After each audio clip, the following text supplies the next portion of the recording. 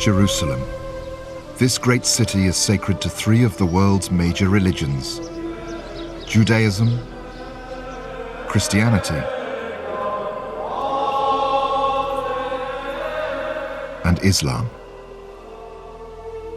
The foundation of Judaism and Christianity is the Old Testament. Its stories are also important in Islam. This document has thus been hugely influential in shaping both the Middle East. Many people believe every word of the Old Testament is literally true. Even today, this conviction is fueling arguments over issues from evolution to homosexuality to abortion. The potency of these conflicts makes it important to know how much and what in the Old Testament can really be taken as literal truth. Two men are trying to shed light on these questions by investigating the archaeological evidence. What they've discovered has sparked tremendous controversy and will revolutionize our understanding of the Bible. So today we reveal the secrets of the Old Testament.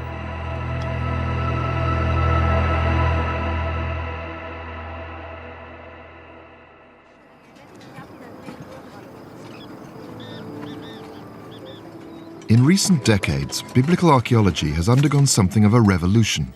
A more scientific approach has informed a younger generation of archaeologists.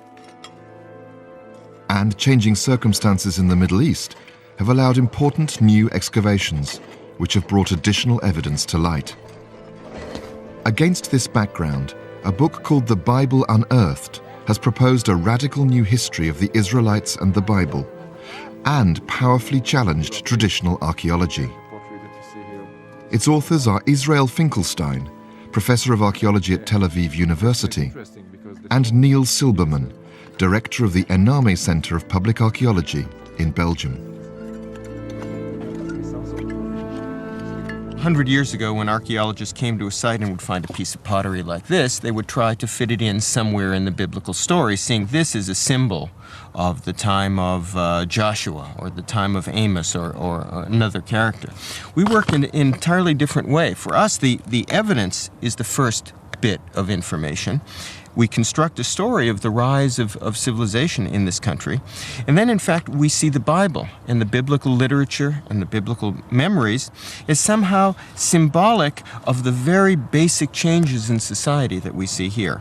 For the first time, we have this information not only about the main sites, but also about the countryside. The surveys in the highlands and other parts of the country have completely revolutionized what we know about ancient people in this country, and on top of that, the change of archaeology from, the old traditional way to more scientific archaeology, with all sorts of sciences supporting what we are doing and providing us with wonderful information about the daily life, about what people ate, about the environment, about how they exploited the different ecological niches and so on.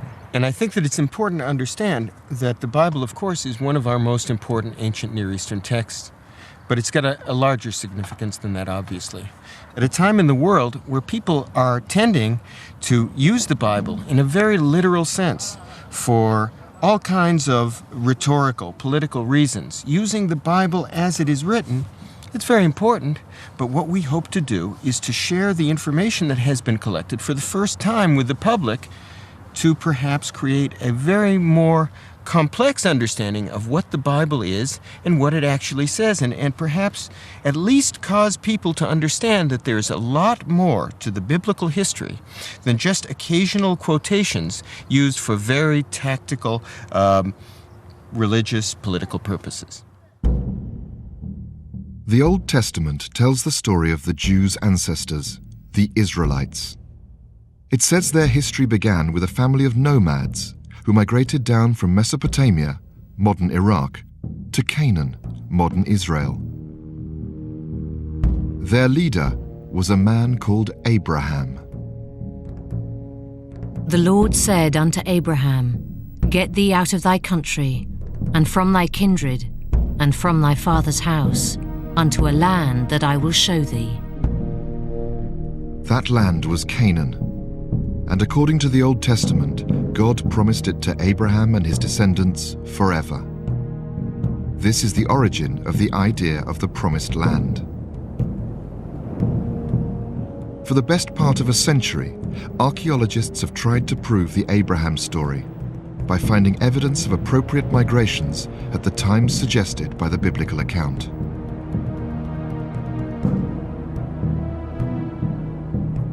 All this theory from A to Z of a migration from the north is not accepted anymore today.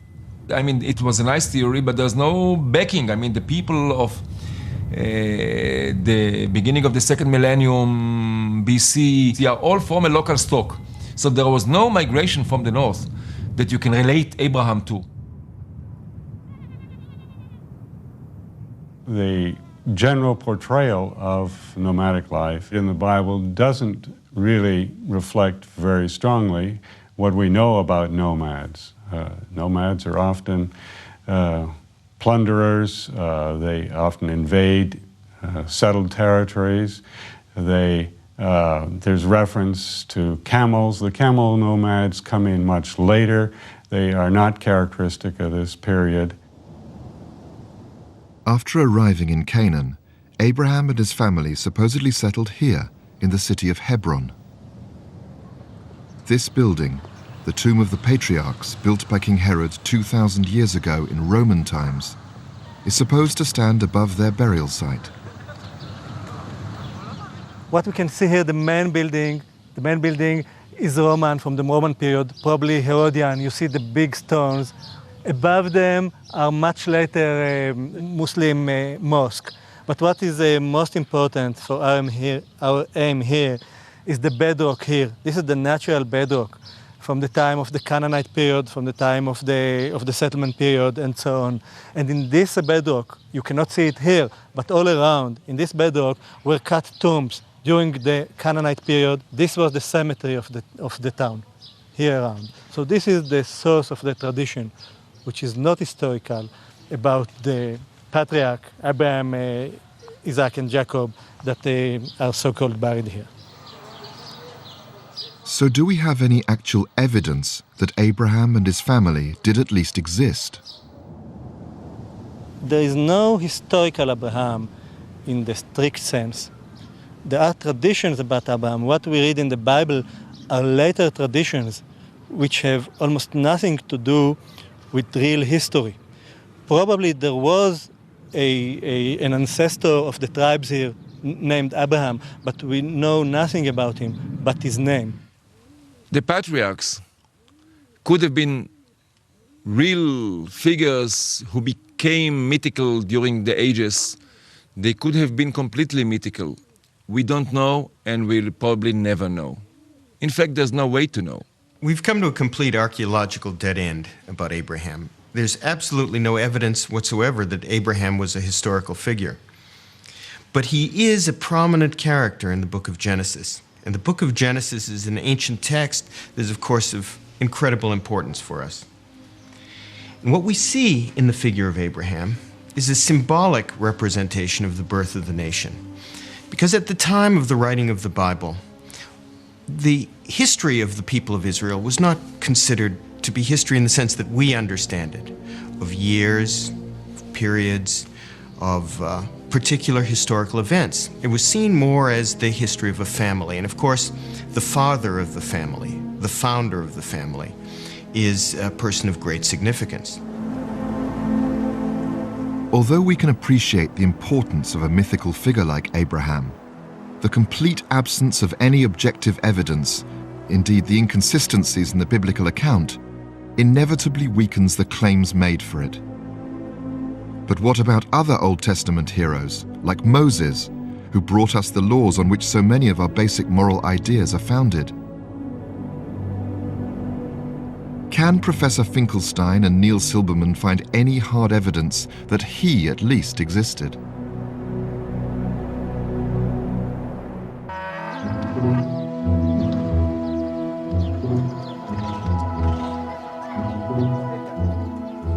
According to the Bible, famine drove Abraham's descendants away from Canaan to Egypt, where they ended up as slaves in the Nile Delta.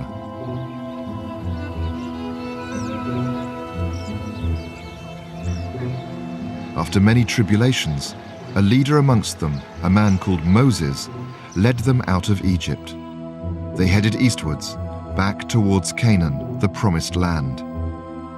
This famous journey forms the basis of the Old Testament books of Exodus and Numbers. And it came to pass that the Lord did bring the children of Israel out of the land of Egypt.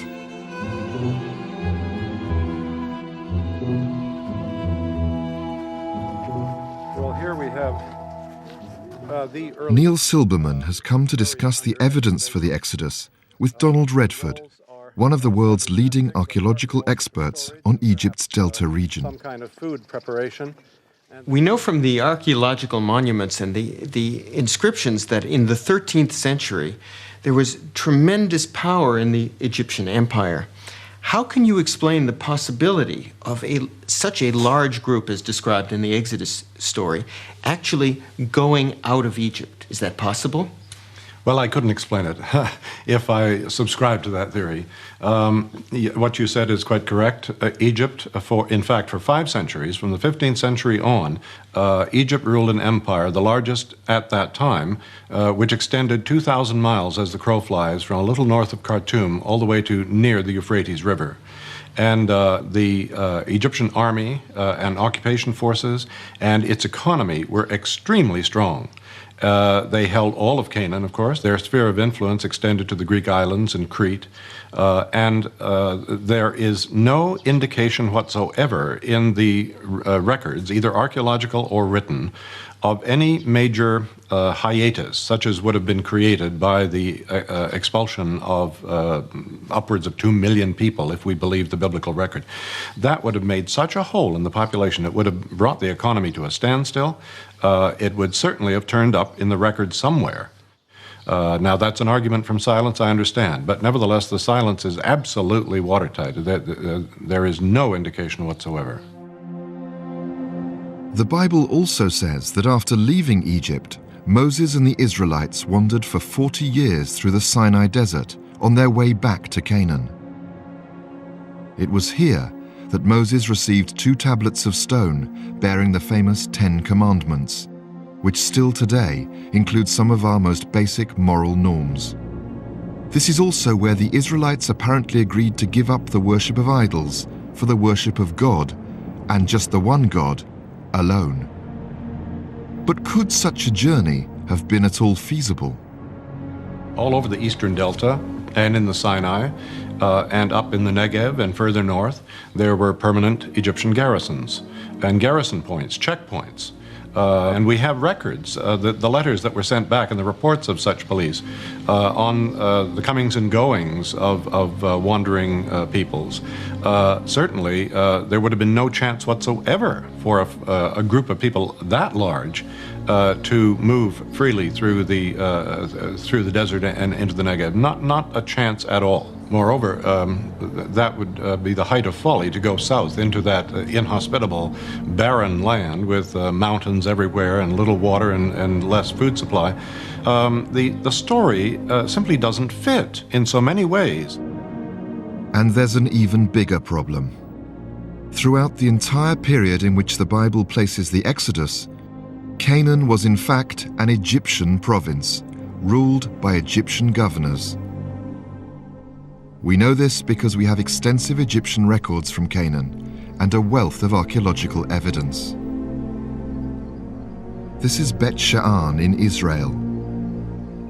Beneath these Roman ruins, archaeologists discovered it had been a powerful Egyptian garrison in biblical times. It signifies Egyptian control over Canaan in the late Bronze Age. If you want to understand the way the Egyptians dominated completely the country and the countryside, you have to come here.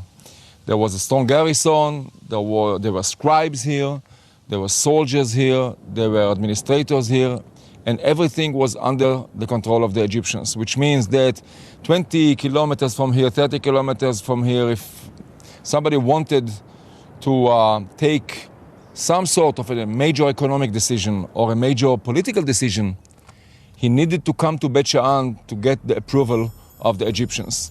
They were the masters of the countryside.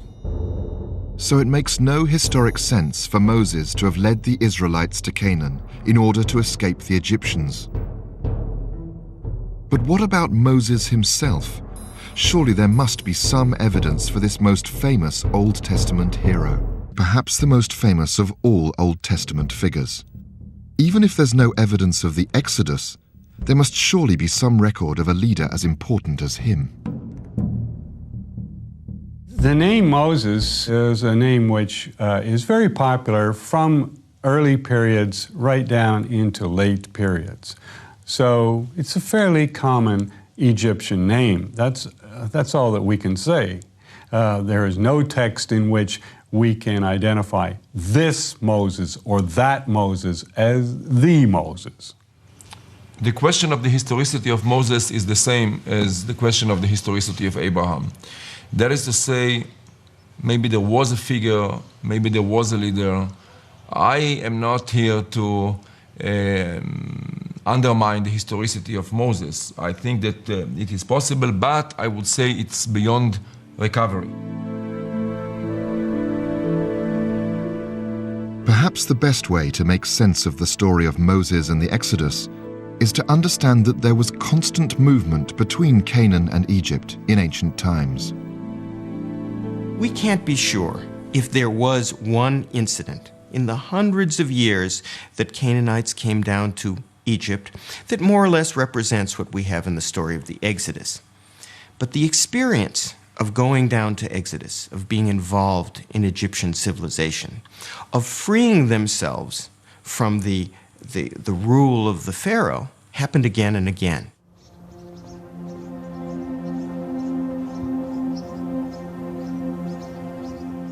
This is Mount Nebo in Jordan. From here, according to the Bible, Moses looked down on the promised land of Canaan, but died before he could enter it. It fell to Joshua, apparently, to lead the Israelites across the valley and to take Canaan by military conquest.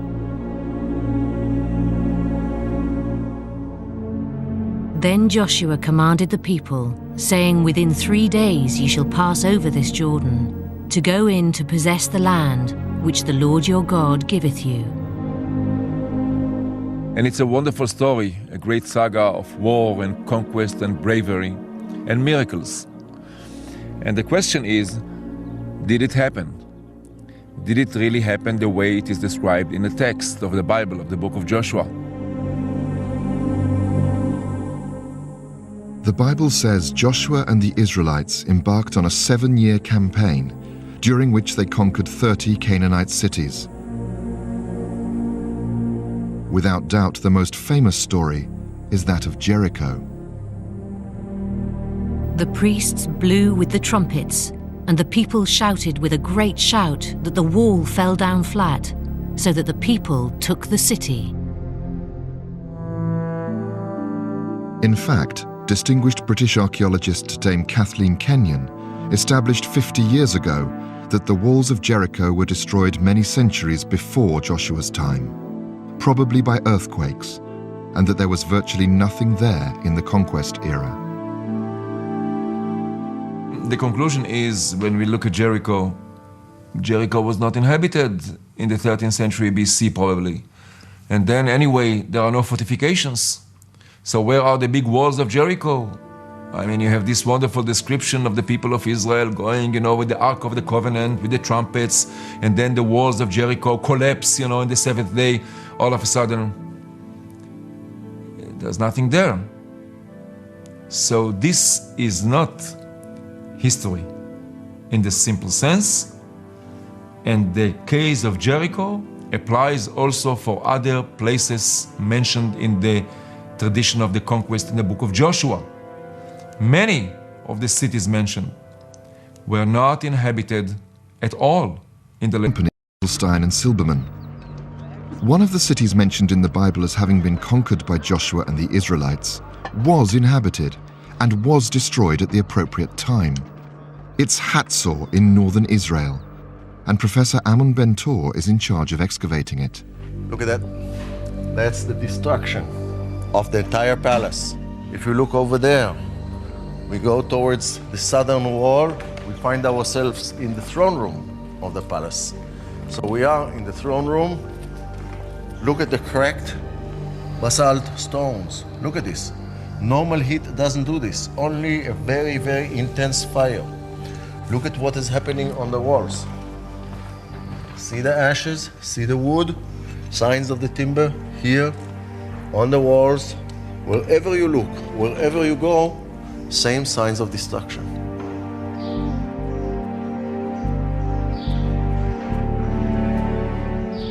In the case of Chatzor, we see undoubtedly a violent destruction, like in no other place. And the question which faces us is, when did it happen and who did it? I believe that by now we can say rather safely that the destruction of Chatzor, the big final destruction of Chatzor, occurred sometime in the first half or towards the middle of the 13th century BC. And the question is, who is responsible?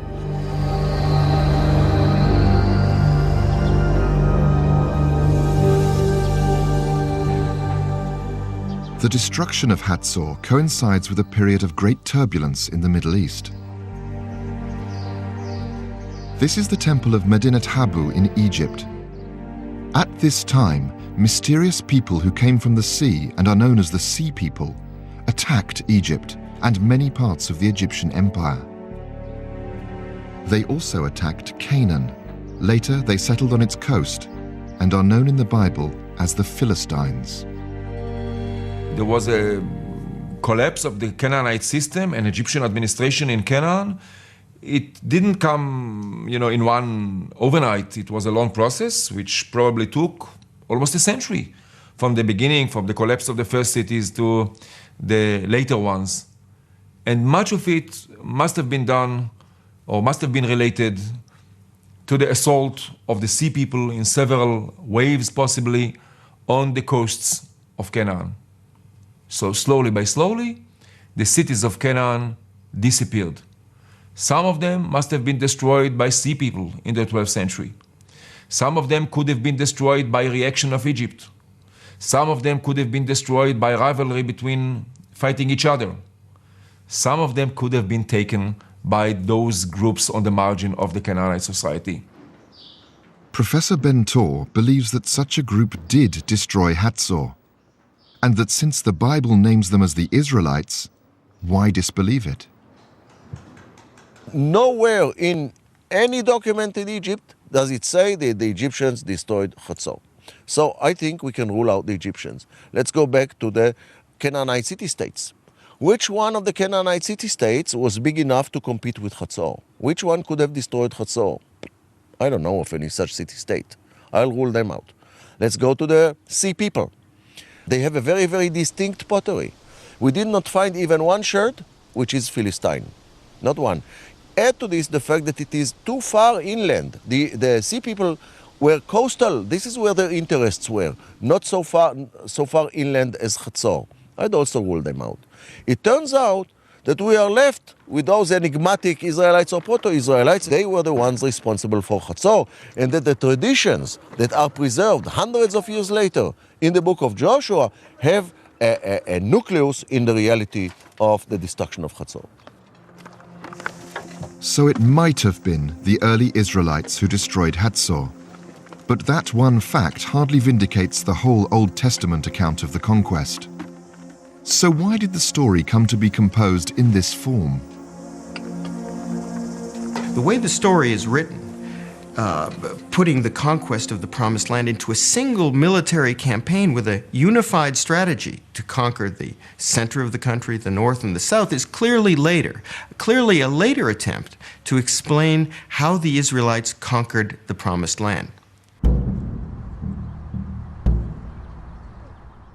As one might expect, the conclusions of archaeologists like Israel Finkelstein arouse fierce controversy, even within the archaeological profession. If the Rahov dates are correct. Here, Professor Finkelstein is in Los Angeles taking part in a heated debate. All kinds of retelling and editorializing and writing. A major issue currently dividing archaeologists is the Old Testament portrayal of what happened after the conquest. Larry, don't talk, it's my turn.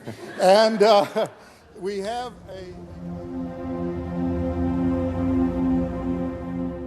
The Bible says that once the Israelites had established themselves in Canaan, a great empire eventually arose over all their people. This unified empire was supposedly established in the 10th century BC by David, he of David and Goliath fame. His capital was at Jerusalem, which is why it's known as Royal David's City. And after King David's death, he was apparently succeeded by his son, Solomon. The heroic biblical portrayal of this dynasty has always made it seem a kind of golden age for the Israelites.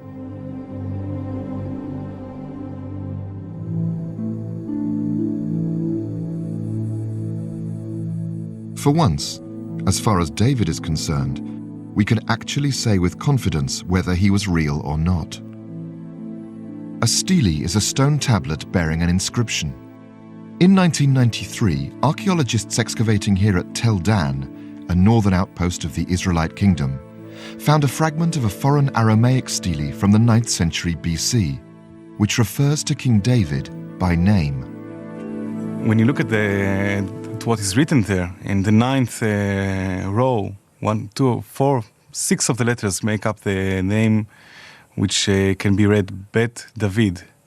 It's the first time that the name of Bet David, or David, as the father of the kingdom of Judah, is mentioned in a source which is extra-biblical, not something that was written by the Bible author, but something from the 9th century BC.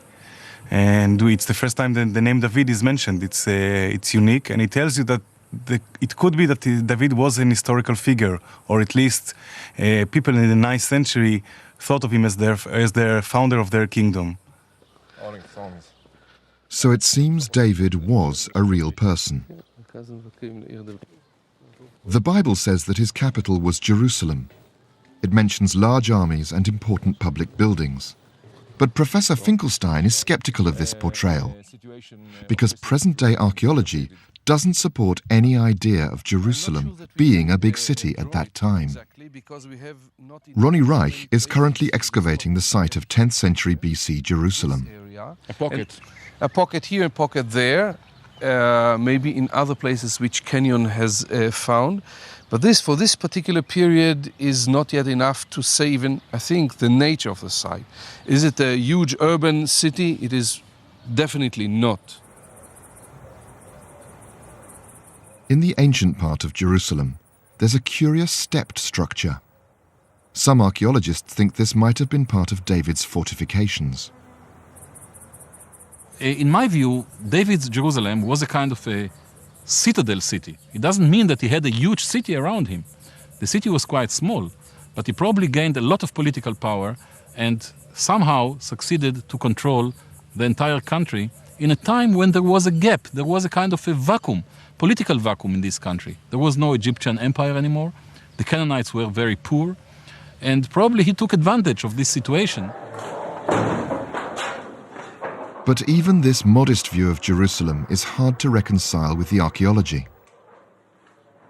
Ronnie Reich and Professor Finkelstein are descending into the bowels of the city. It seems Jerusalem at the time of King David was only sparsely inhabited.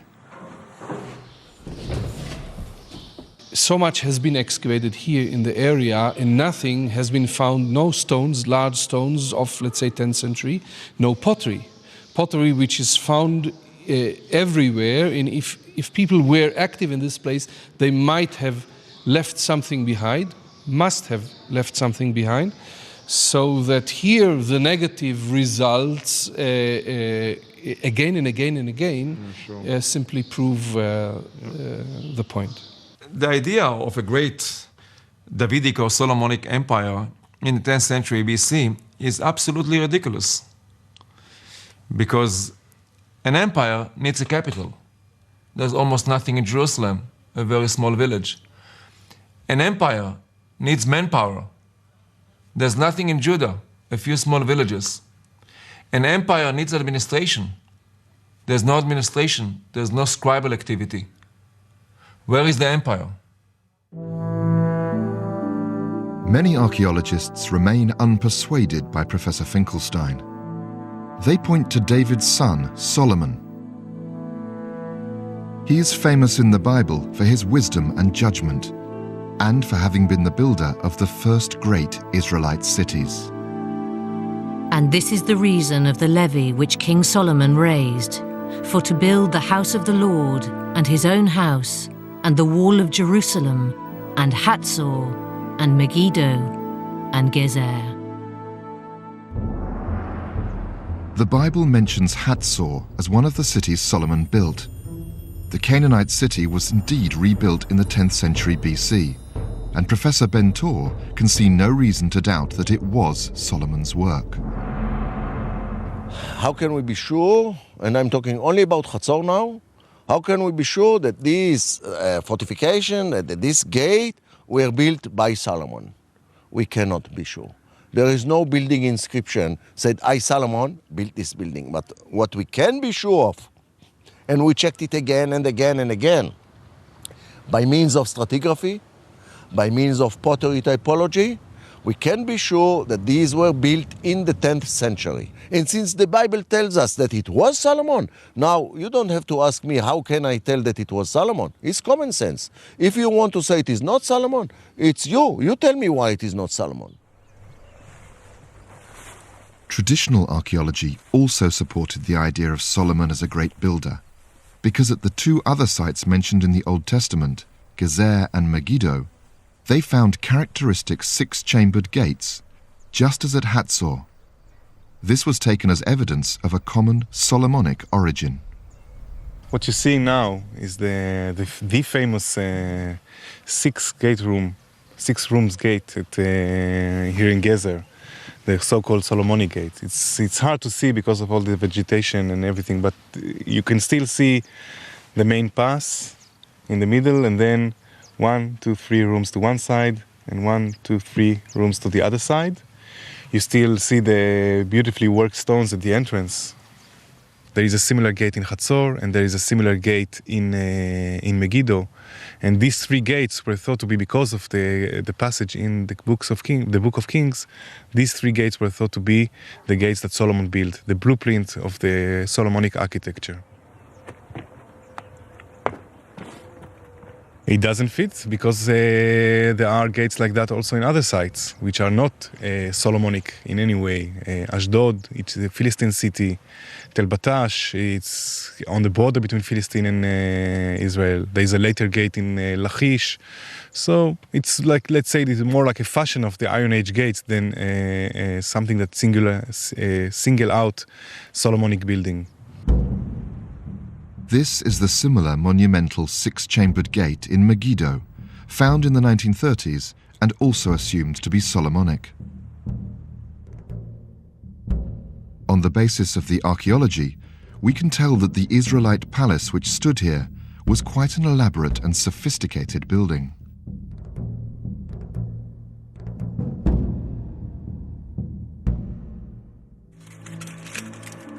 Now, modern radiocarbon dating tests are being conducted to try and establish the exact date of the palace. The results of the tests are not conclusive, but they point strongly to a date about a century after Solomon. This is the new data together with the old data. And the one thing you can see is that the new data is consistent with the previous one. So we didn't change the picture, and that's great because you don't want each time a new data comes, the picture to be changed completely.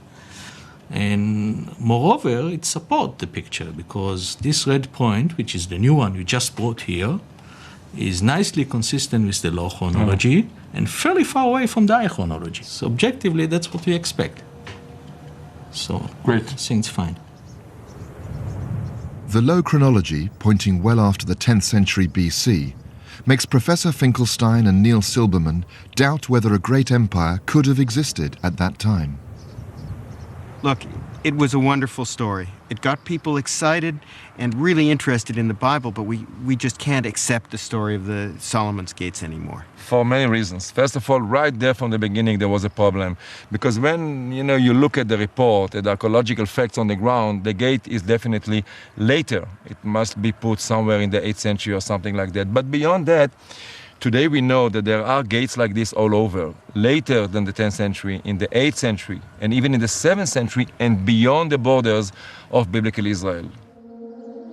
But some archaeologists think there may well be something in the biblical account.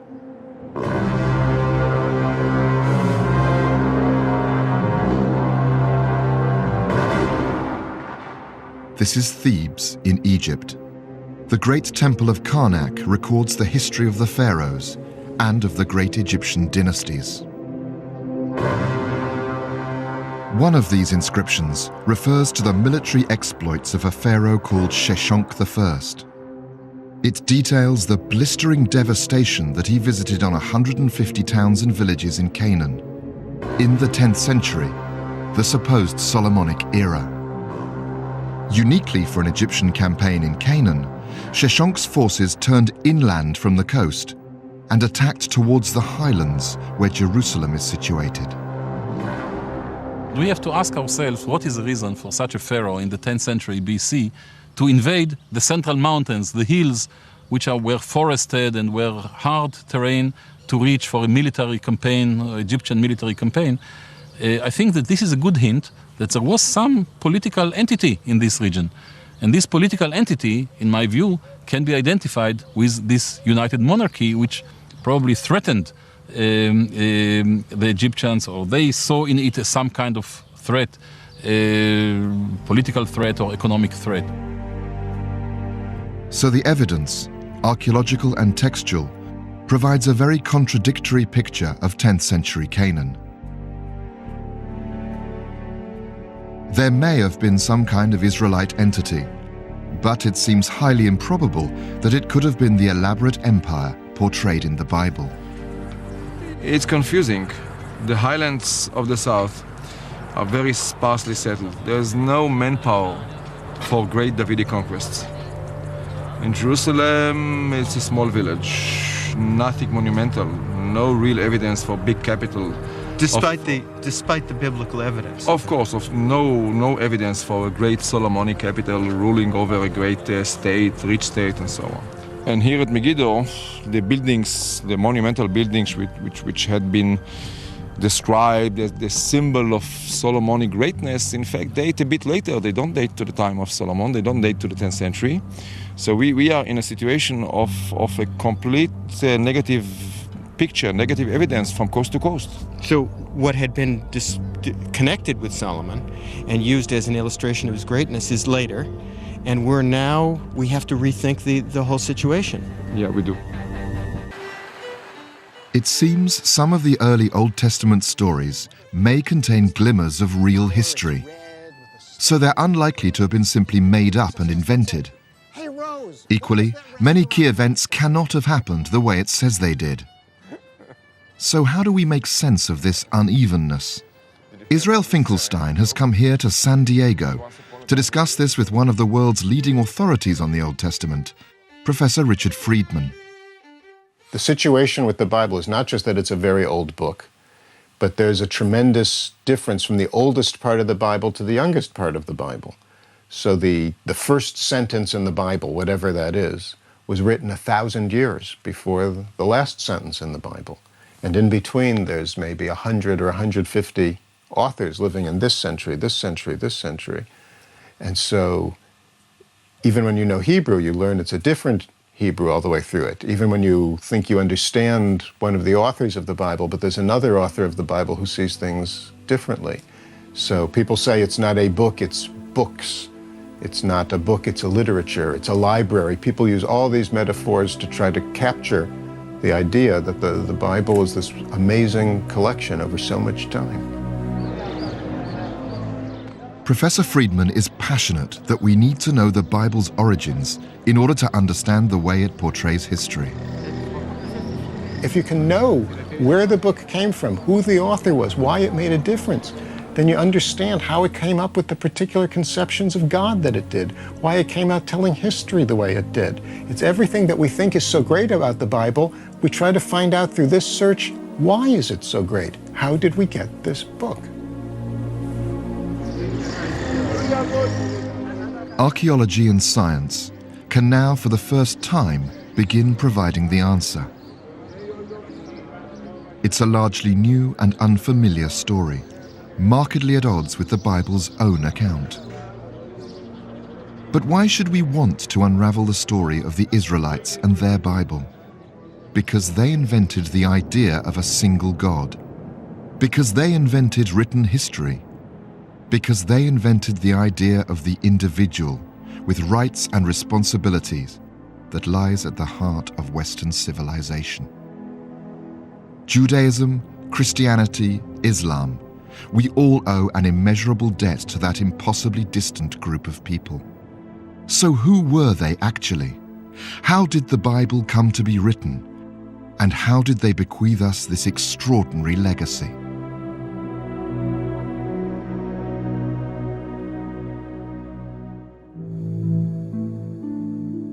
As we've seen, contrary to the Old Testament, there's no evidence for any migration from Mesopotamia at the supposed time of Abraham, said to be the Israelites' founding patriarch.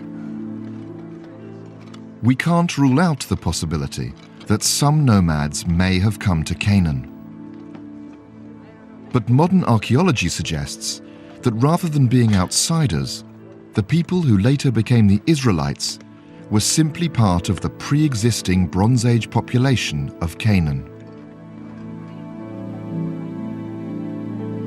The people of the beginning of the second millennium BC, Middle Bronze Age, and also the people of the intermediate Bronze Age in the third millennium, late third millennium BC are all from a local stock. So there was no migration from the north that you can relate Abraham to. In effect, the Israelites appear to have simply emerged out of the local population. When is difficult to say precisely. What we do know is that throughout the Bronze Age, that is up until about the 13th to 12th century BC, the land of Canaan consisted of a number of Canaanite city-states. Though Egypt ruled the whole territory, the city-states enjoyed considerable self-government. City-state is a term that we use for the political organization of this country during the Canaanite period. The country was divided into about 30 city-states. This is quite a small country. Each state had a territory of about approximately 1,000 square kilometers. And each city-state capital had a local kind of king, a petty king we may call it, small king. He had a palace, he had his courtiers around him, and some noblemen and so on. There was some hierarchy in the city, the craftsmen, the priests, and the common people. And he had a group of small towns and villages in his territory. So this organization of city-state is very common in the Levant, in Palestine, in Syria, during the Bronze Age. The Egyptian control of Canaan lasted about 300 years. But the attack of the Sea People from the late 13th century BC, which led to the collapse of Egyptian rule and the slow destruction of the Canaanite city-states, unleashed tremendous regional instability.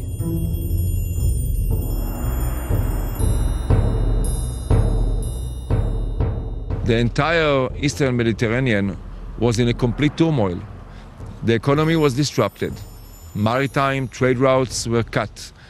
Ports on the Mediterranean coast were destroyed, were attacked and taken. In a situation like this of economy falling, famine, political dysfunction, then one city can attack another. A gang of people from the highlands can take a city. Pastoral nomads can come also and try to gain some advantage by attacking a single city, isolated city. Everything was in chaos.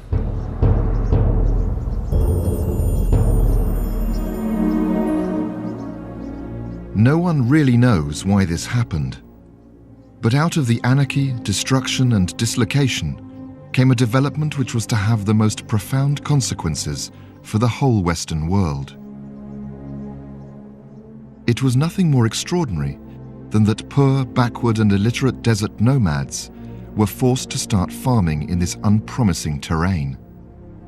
But in time, this particular group of people were to achieve something remarkable, to establish kingdoms and a scripture, and to invent the idea of a single God. These poor, backward, illiterate nomads became the Israelites.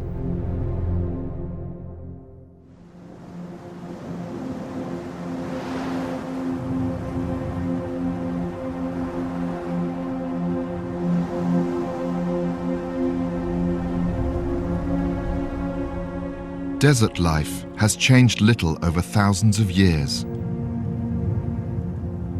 In ancient Canaan, as in modern Jordan, nomads survived by trading and buying grain from small village farmers at the edges of the desert. The pastoral nomads had herds and could sell the products of the herds to the farmers. However, they needed surplus of grain for the farmers. So as long as the farmers in the villages could produce enough surplus of grain to give to the pastoral nomads in exchange for the products of the herds, everything went on very well. Remember that in the last phase of the late Bronze Age, we are entering a major crisis in the entire Eastern Mediterranean. Canaan, the neighboring countries, empires collapse, the Egyptian administration is gone from Canaan, city-states are put in fire, villagers are running away because of the sea people, because of other reasons. There is a complete turmoil throughout the land. And they cannot produce, the villagers, enough surplus of grain in order to maintain this exchange with the pastoral nomads. And the pastoral nomads they find themselves in a deep crisis as well. It was this economic catastrophe which probably drove desert nomads at the end of the Bronze Age to start primitive settlements in nearby hills on the west bank of the River Jordan. They were the first Israelites.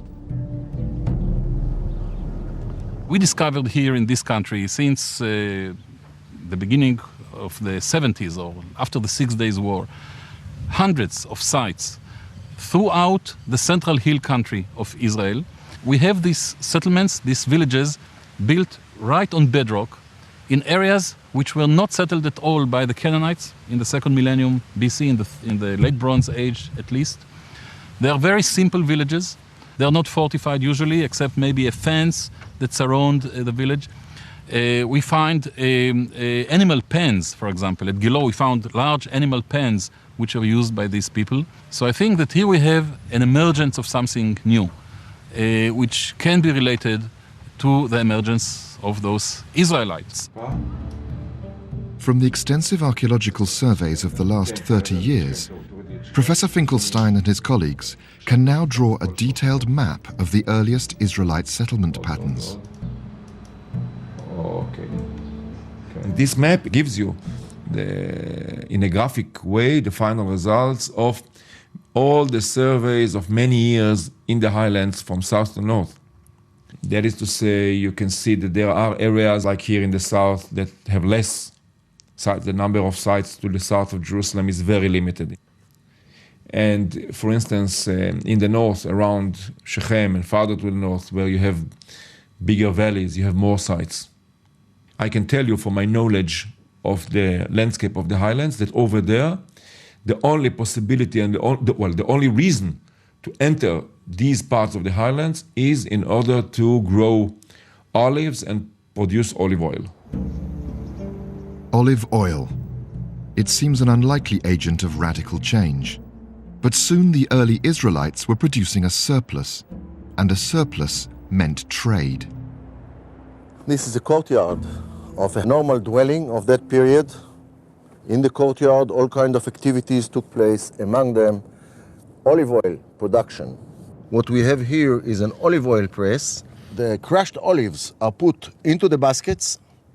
Once the baskets are full of the crushed olives, the boom stands something like this, and then the pressure applied to it by these weights, which by the way are the original weights, pushes the boom down slowly, gradually. It's not happening in minutes, it takes hours, and the olive oil runs out of the baskets into this little drainage pipe here into the juglets.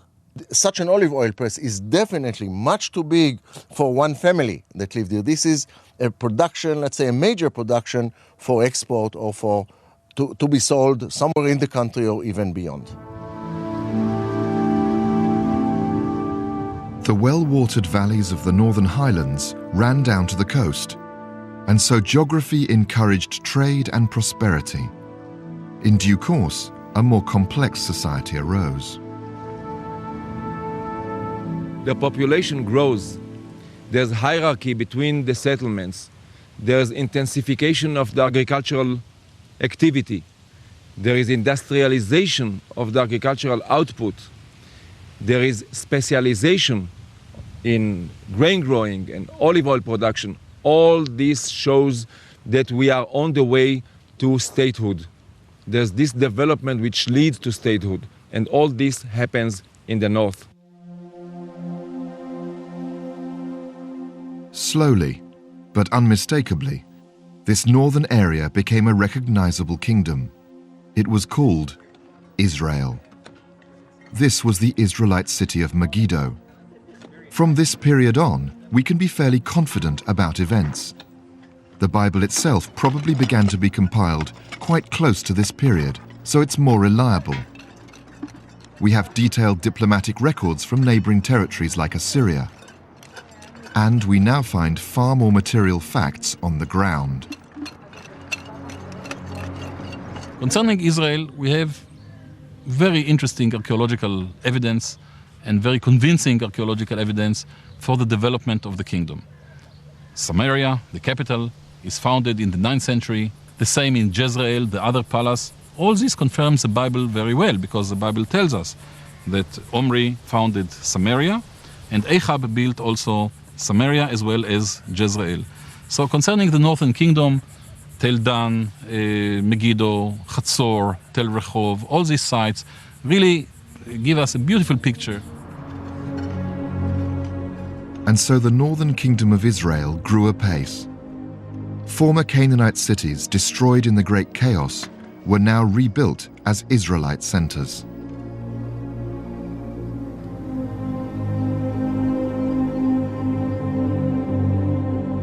But in the southern highlands, it was a different story.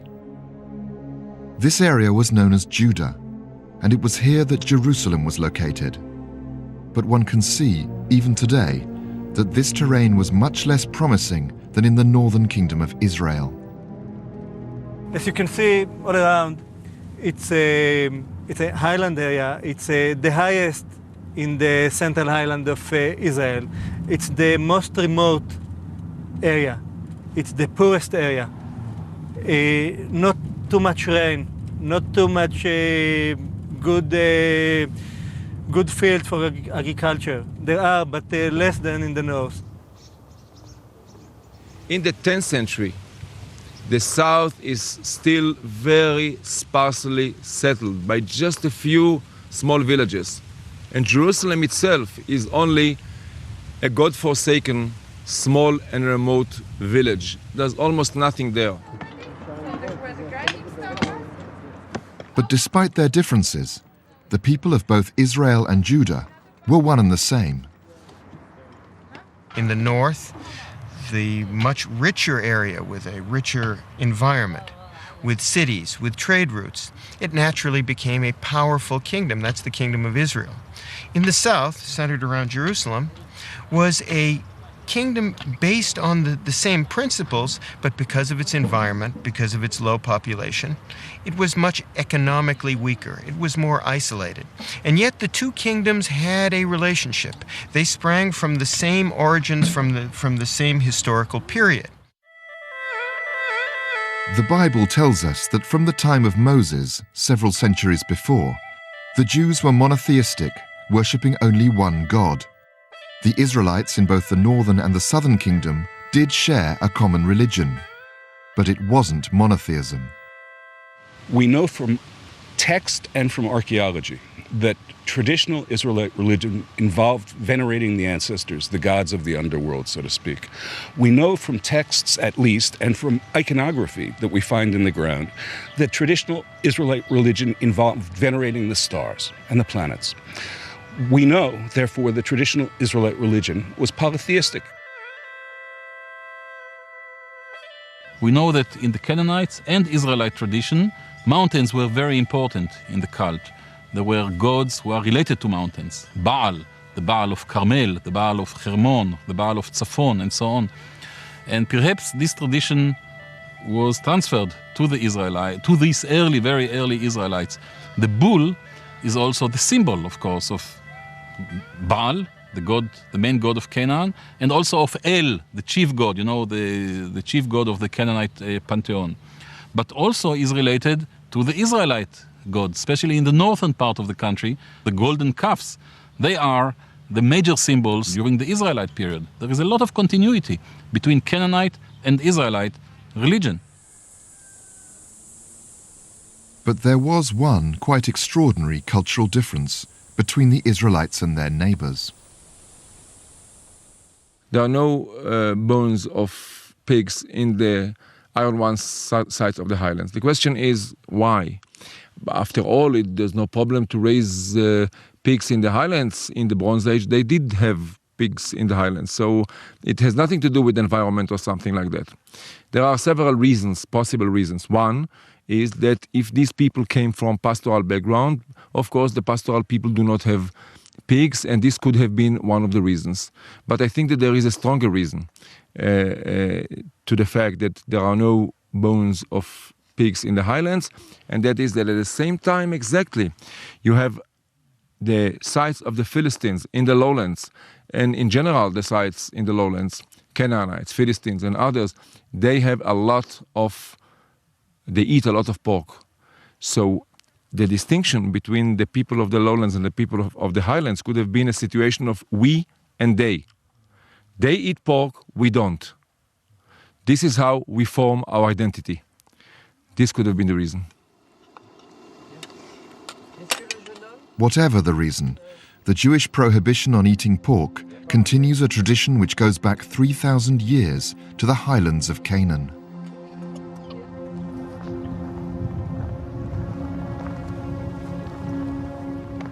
As time passed, the southern kingdom of Judah slowly became more densely populated, and agricultural development slowly increased.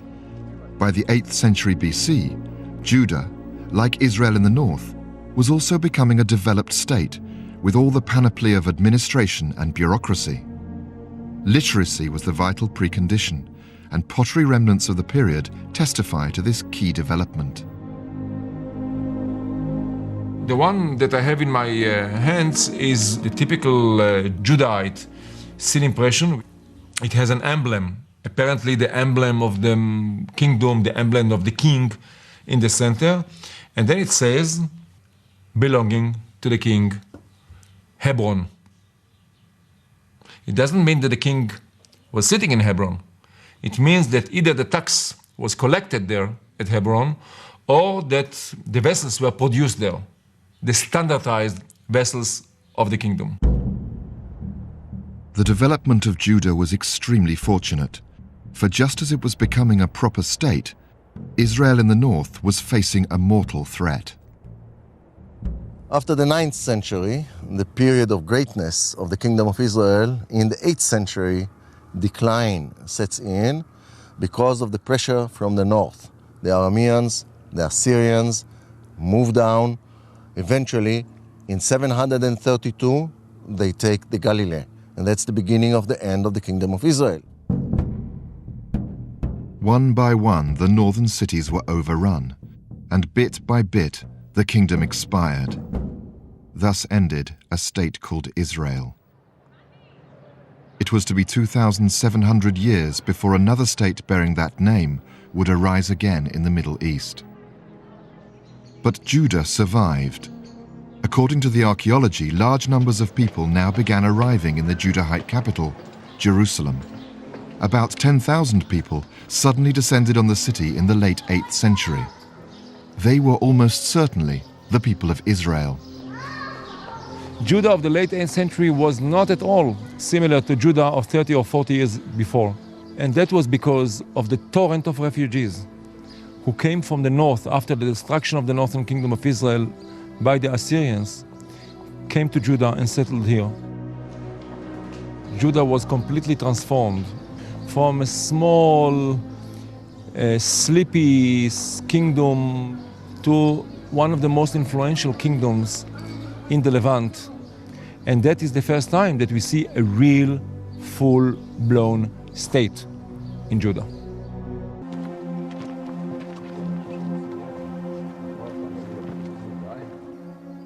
These are the ruins of Lachish, Judah's second city. In 701 BC, after overrunning the northern kingdom of Israel, the Assyrians came south and began to attack Judah, then ruled by an important king called Hezekiah. As both the Bible and Assyrian records testify, the Assyrians razed the city to the ground after a prolonged siege. Lachish was built probably in the 9th century. We don't have inscriptions, so we don't have a date. As a fortress city, it became the second important city of the kingdom of Judah after Jerusalem. This palace stood in the center of the site, and it was surrounded by very massive city walls and very massive city gate where we are standing now, and it became the most important fort in Judah after, of course, Jerusalem. Now, in the 14th year of King Hezekiah, did Sennacherib, king of Assyria, come up against all the fenced cities of Judah and took them. The attack on Judah is well documented in this Assyrian relief, which records the assault on Lachish. It shows the use of a specially constructed rampart, which is still visible today. The Assyrians came here and they wanted to force their way through the wall, which was high up on the slope. So the system was very simple. They dumped here stones, natural stones, which they took from all over the fields. Then they covered it with cement because soldiers cannot walk on stones. And on top of it, they built a platform of earth on which the battering rams stood and from which they could attack directly the wall, and they could climb the wall and go inside. The Assyrian attacks put considerable pressure on the Judahite capital, Jerusalem. Added to the refugees from the north, people from the surrounding countryside also fled there for protection. In ancient times, people had come here to draw water from deep underground. But because of the terrain, the thousands now living in the city couldn't all get access.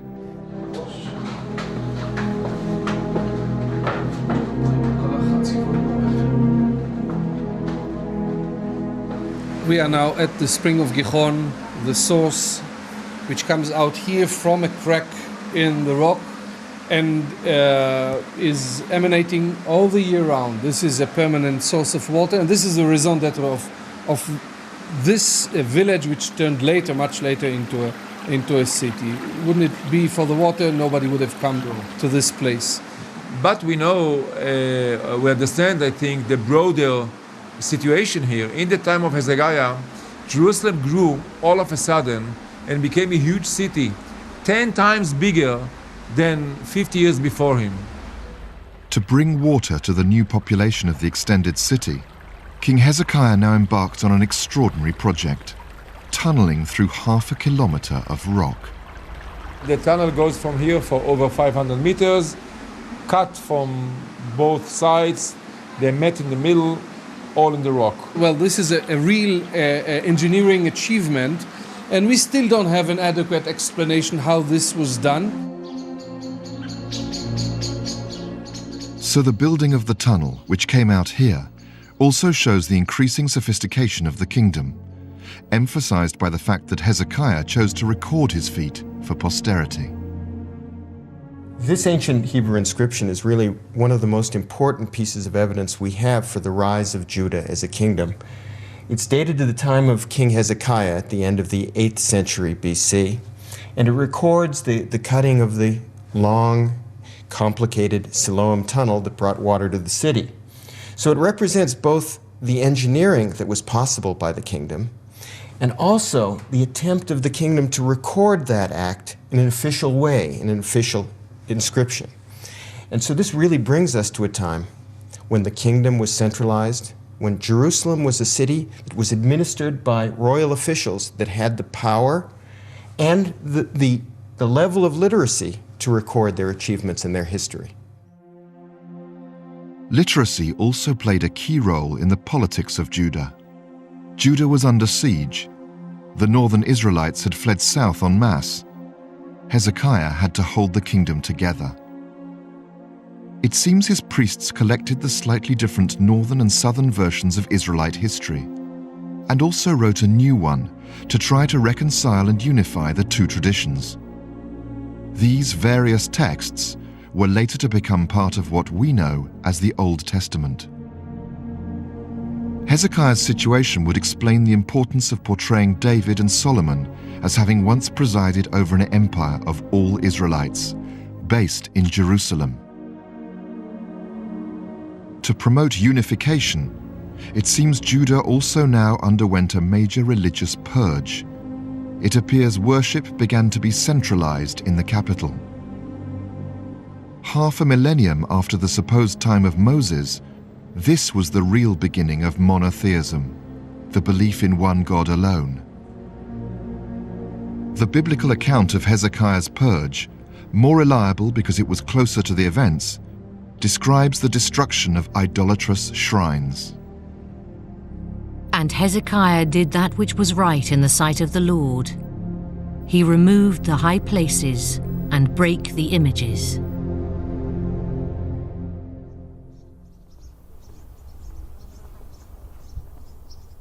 Well, we are sitting within the fortress of Arad, first of all. It's not a big fortress. It's only about 50 on 50 meters, that's all. Surrounded by a big wall, and inside there is the most important find at this site, in this site, and one of the most important finds all over Judah in biblical times, the temple, which is right here behind us. This temple was probably constructed sometime in the beginning of the 8th century BC and lasted throughout the 8th century BC. It was then destroyed, and this reminds us of other sites in the Beersheba Valley, in Judah and in the north also, where you have cessation of cult places, countryside cult places, before the end of the Iron Age. And apparently there was some sort of centralization of cult as part of the growing power of the capital and the administration and the king and the centralized government in Jerusalem in the late 8th century. The new centralized cult in Jerusalem was focused on a special local Israelite deity, probably as a way of rallying people behind the king and getting them to identify with the state. That deity was called Yahweh. We know him from the Bible as Jehovah, or more simply, God. The name Yahweh is a name of an Israelite. God relating to Israel appears for the first time in the inscriptions of around 800 BC, found in the Sinai desert. And one of the inscriptions is a dedication to Yahweh and his Asherah. That means Yahweh, the God of Israel, in this inscription has a consort, a wife, called Asherah, just like the main god of the Canaanites. So you can see at 800 BC, the Israelite religion was not yet the fully developed monotheism as we have it in the biblical tradition. Asherahs, female deities like these, emphasized fertility and maternity. Despite the developing cult of Yahweh, the population of Judah continued to flirt with polytheism long after Hezekiah's purge.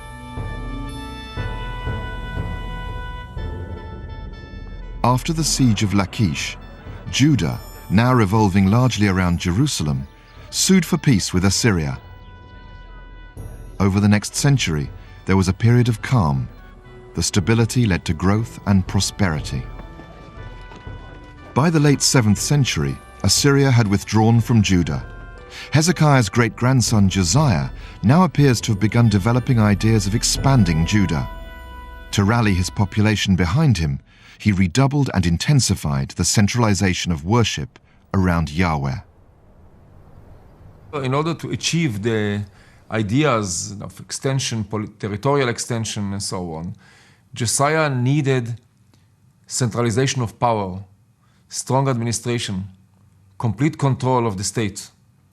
One way to do that was to centralize cult, to do this reform of cult, which would lead back to the idea, to the pan-Israelite idea, that all Israelites must worship one God, that is the God of Israel, in one capital, that is Jerusalem, in one temple, that is the temple of the God of Israel, under one monarch, one king, the king of the lineage of David. That was the pan-Israelite idea, which came into being in the 7th century BC.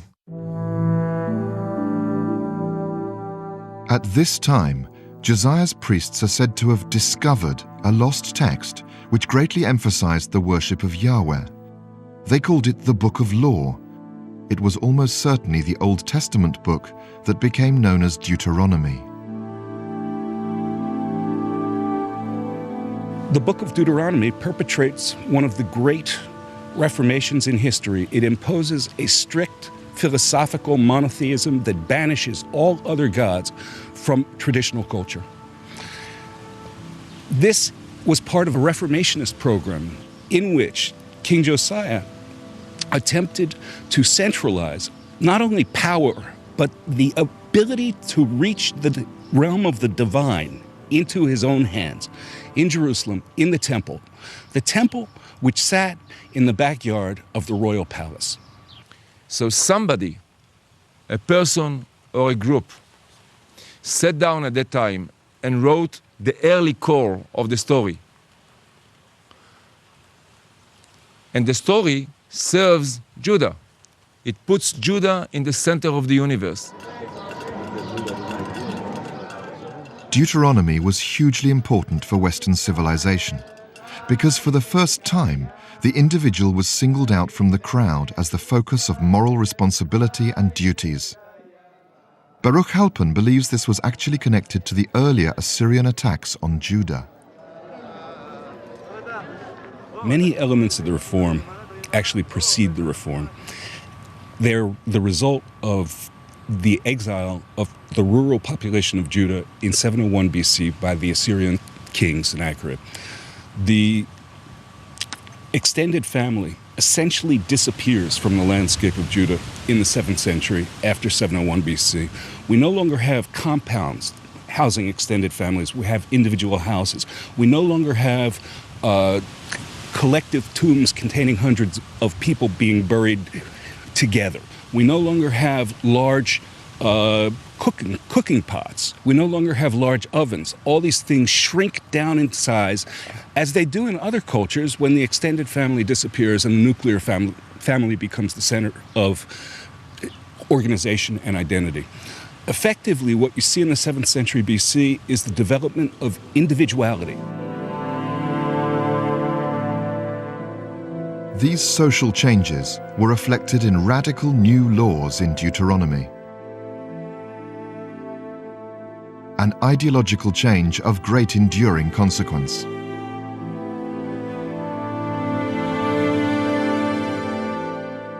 There's something else about Deuteronomy which is remarkable, and this is what we can call today the ideas of civil rights, of rights of the individual, of the person. I mean, Deuteronomy is full of ideas how to protect women, children, slaves, people who lose their land, the simple people. It was probably one of the ways to attempt to mobilize the people of Judah behind the ideas of the new reforms, because they give them, the rights, if you wish, for the first time. This pottery fragment from Josiah's time records a petition from an unknown agricultural labourer against his local commander. What it testifies to is a new consciousness at the end of the 7th century, in the time of King Josiah, even among simple agricultural workers, that the power of the governor was subject to some greater laws, some greater morality. And it's here on this broken piece of pottery, as archaeological evidence from the time of Josiah, that what we now still believe as biblical tradition and biblical morality was born among the people in the fields of ancient Judah at the end of the 7th century BC. What you have here is a case of the rejection of tradition. It's not the invention of tradition, it is the rejection of tradition. And that is the mindset, the self-conscious mindset on which science and monotheism and Western civilization have been founded.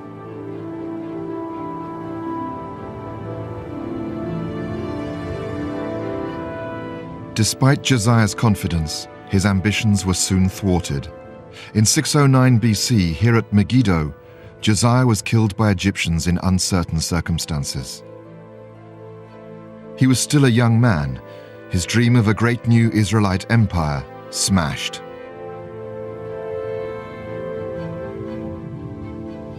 It seemed a terminal disaster for the Israelites, and this catastrophe has been immortalized in the biblical name for Megiddo, Armageddon.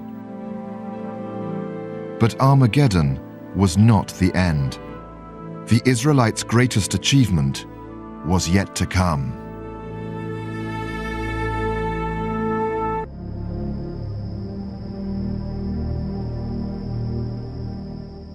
The death of Josiah in 609 BC at the hands of the Egyptians seemed the end of all Judah's hopes.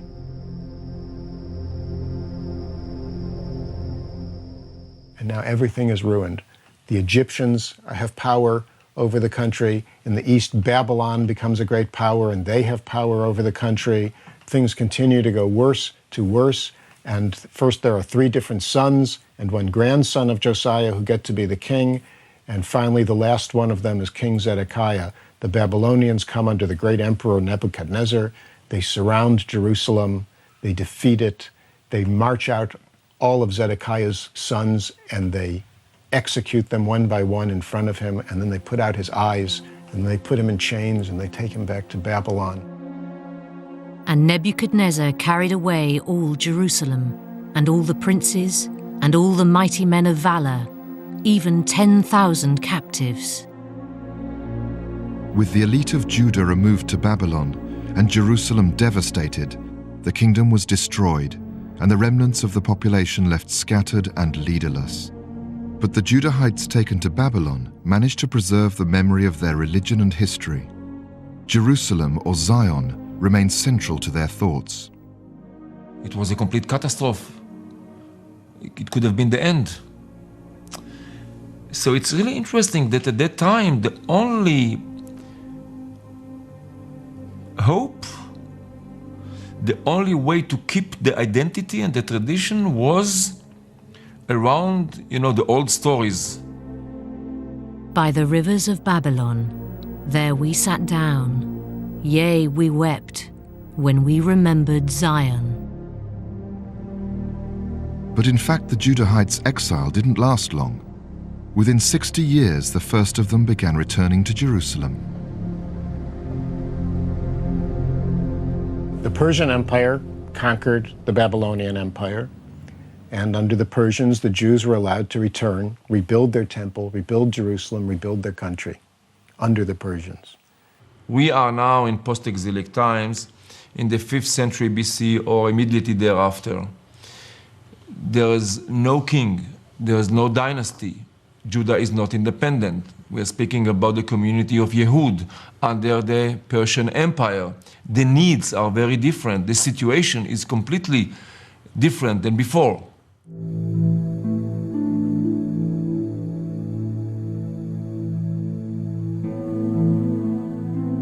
The Judahites, or Jews as they now became known, were led by priests, and one of them played an absolutely critical role in the history of the Bible.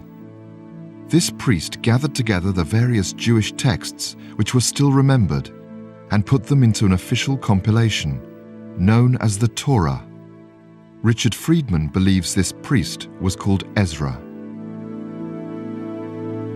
He's a priest, he's a scribe, he has access to the texts, and he's someone who has power because he's someone who's strong enough to come to the Jews and say, okay, this is the Bible from now on, this is Torah. And he stands the people up and they hold a tremendous ceremony, and he has the priests stand up and read the text of the Torah. And that Torah that he created, the 5 books of Moses, is the Torah that everybody has read for 2,500 years since that time.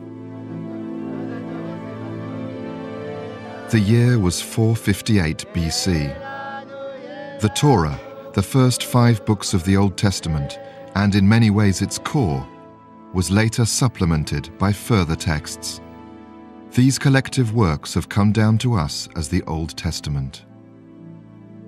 From their own complex and difficult history, the Israelites had wrought a document that is still influencing the world. The Bible is, of course, the most important creation of the Israelites ever. It is the most wonderful and rich literary creation ever created. I think it's still the bestseller, isn't it? It's the best sold book until this very day. It's this continuing influence, particularly in moral debates, that makes the Old Testament's reliability as history still a matter of importance. Professor Finkelstein and Neil Silberman have shown that not every story or word of the Old Testament can be literally true, and that as history it has to be carefully interpreted. But their objective is not to undermine or dismiss deeply held beliefs. Despite all the controversy, what we are doing is creating that archaeological story that goes in parallel with the still very profound and cherished biblical tradition. What we are trying to do, what we wish to do, is not to discard, the biblical text, but to make a distinction between tradition, which is important to all of us, and scientific research. This, I think, is a central piece in what we wish to do. Put this distinction between the two. Tradition is important. Archaeology cannot trash the tradition. Archaeology cannot destroy tradition, because tradition has life of itself. We're not saying that one is correct and one is incorrect any more than we would say that the poetry of Genesis is incorrect now that we know a bit about human evolution. What we're doing is just continuing a struggle, a scholarly struggle that's been going on for 100 years. The boundary just now happens to be in the story of the Israelites and the Israelite kingdom. And it's moving forward slowly to separate religious literature and spirituality from what we call history.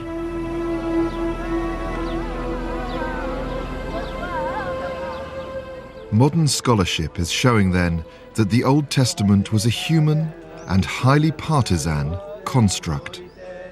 This does not, however, take away its power or enduring moral force. Indeed, in many ways, it makes the achievement of those who wrote the Old Testament all the more remarkable. Sometimes when I see how great it is that there was a source that pictured God as very heavenly and universal, and another pictured God as the God of your Father, very close and personal, that then they come together and you get a Bible about a God who is universal and also close. It's God who created the universe and God of your Father.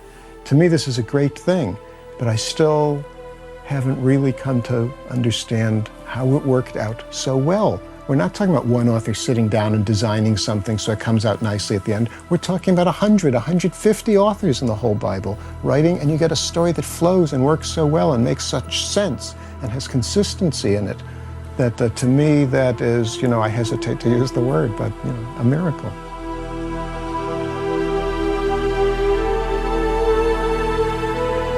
The deep-sea detectives attempt to get to the bottom of a mysterious disappearance and a possible case of mass murder in the Mediterranean next.